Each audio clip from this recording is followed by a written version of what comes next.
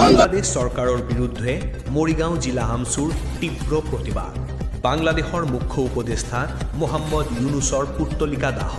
বাংলাদেশত সংখ্যালঘুসকলৰ ওপৰত চলা অমানৱীয় অত্যাচাৰ হত্যাৰ বিৰুদ্ধে সদৌ অসম সংখ্যালঘু ছাত্ৰ ইউনিয়ন চমুকৈ আমচুৰ মৰিগাঁও জিলা সমিতিয়ে লাহৰীঘাট বজাৰৰ মাজমজিয়াত তীব্ৰ প্ৰতিবাদী কাৰ্যসূচী ৰূপায়ণ কৰে।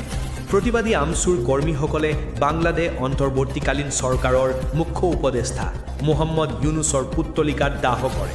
প্ৰতিবাদকাৰীসকলে বাংলাদেশ চৰকাৰ গো বেক, মোহাম্মদ ইউনুছ হাই হাই, মানৱ অধিকাৰ আয়োগ সজাগ হওক, বাংলাদেশৰ বিৰুদ্ধে ভাৰত চৰকাৰে ব্যৱস্থা গ্ৰহণ কৰক আদি বিভিন্ন শ্লোগানেৰে পৰিৱেশ উত্তাল কৰি তোলে। সদৌ অসম সংখ্যালঘু ছাত্ৰ ইউনিয়ন কেন্দ্ৰীয় সমিতিৰ নিৰ্দেশ মৰ্মে আজি মৰিগাঁও জিলাৰ প্ৰতিটো আঞ্চলিকৰ লগতে লাহৰীঘাটতো আমি প্ৰতিবাদ সাব্যস্ত কৰিছোঁ। বিশেষকৈ বাংলাদেশত বৰ্তমান সংখ্যালঘু যি হিন্দু লোকসকলৰ ওপৰত যি অত্যাচাৰ মানৱীয় অত্যাচাৰ চলি আছে, ইয়াৰ প্ৰতিবাদত আমি গুড় নিন্দা কৰিছোঁ যে যিসকল সংখ্যালঘু লোক আছে আৰু হিন্দু লোকসকলক চৰম হত্যাকাণ্ড হৈ আছে, এনেধৰণৰ হত্যাকাণ্ডত আমি তীব্ৰ বিৰোধিতা কৰিছোঁ। লগতে যে আমি দেখা পাইছোঁ যে বাংলাদেশৰ কিছু দল সংগঠন ৰাজনৈতিক নেতাবোৰে ভাৰতবৰ্ষৰ ওপৰত এটা উচ্চতনী মন্তব্য দিয়া আমি দৃষ্টিগোচৰ হৈছে। গতিকে আমি আমচুৰ তৰফৰ পৰা তথা মৰিগাঁও জিলা সমিতিৰ ফালৰ পৰা আমি সৌকিয়াই দিব বিচাৰোঁ যে এইবিলাক উদ্ভণ্ডালি নচলিব। এনেধৰণৰ মন্তব্য আমি গুড় নিন্দা কৰিছোঁ।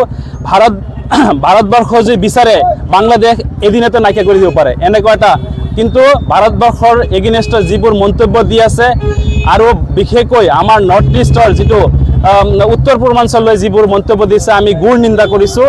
যি বাংলাদেশে যি সপোন দেখি আছে এইটো কেতিয়াও বাস্তৱত নহয়। গতিকে আমি ভাৰতবৰ্ষৰ চৰকাৰক আমি আহ্বান জনাইছোঁ যে কূটনৈতিকভাৱে তথা ৰাষ্ট্ৰসংঘৰ জৰিয়তে যিমান পাৰে বাংলাদেশৰ চৰকাৰৰ ওপৰত কঠোৰ দৃষ্টি নিক্ষেপণ কৰিব লাগে আৰু হস্তক্ষেপণ কৰিব লাগে। আৰু বৰ্তমান যিজন উপদেষ্টা মুখ্য উপদেষ্টা তেখেতৰ মোহাম্মদ ইউনুছ, তেখেতৰ যি ভূমিকা দেখা পাইছোঁ এটা ৰহস্যজনক ভূমিকা। গতিকে ইয়াৰ ওপৰত কঠোৰতম ব্যৱস্থা ল'ব লাগে ভাৰতবৰ্ষৰ চৰকাৰক আমি আহ্বান জনাইছোঁ।